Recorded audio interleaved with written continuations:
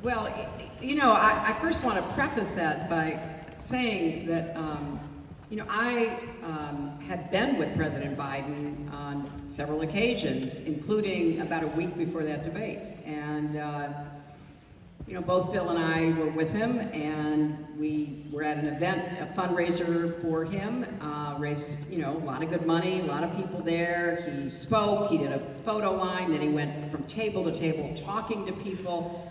And so I, like every other American, was so shocked at the debate performance because it did not reflect what I had seen a week before. It's not to say that, he wasn't slower and all the rest of it, but anytime you had a conversation with him about anything substantive, it was really on point. And he and I, talked about a number of important issues. So I saw him trying to recover from what had been that absolutely disastrous debate, trying to do events, trying to do interviews.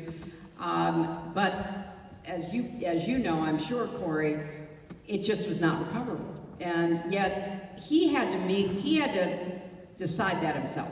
And, I had well-meaning people calling me and calling my husband and, saying, you've got to go to the White House, you have to tell, the president, he needs to drop out of the race.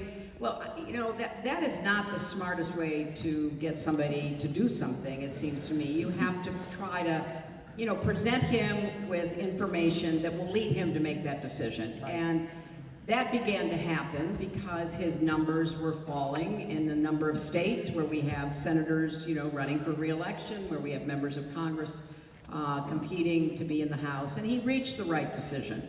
And so when Bill and I were together, and we saw the news that he was dropping out, quickly followed by his endorsement of Kamala, and Bill and I, immediately put out a statement thanking the president for his service and truly giving up power, which is one of the most patriotic acts that I've ever seen.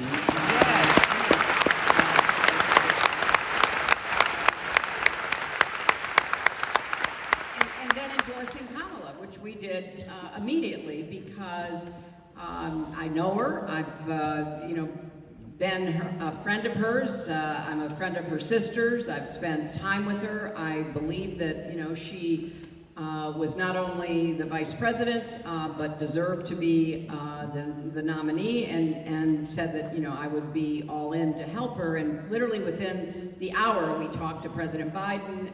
The vice president called us, and I gave her the same message, that obviously I would do anything, as Bill did as well, to help her.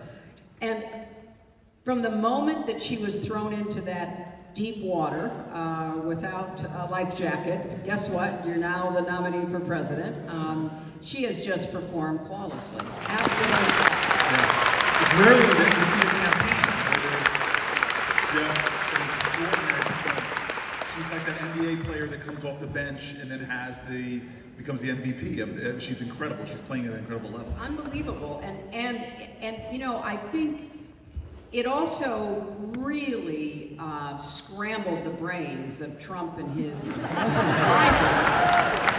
because they had their campaign all set. They were running against President Biden. They were slandering him at every turn, and then he steps down, and all of a sudden they've got to regroup, and they haven't done a very good job of trying to figure out how to run against the vice president and her running mate.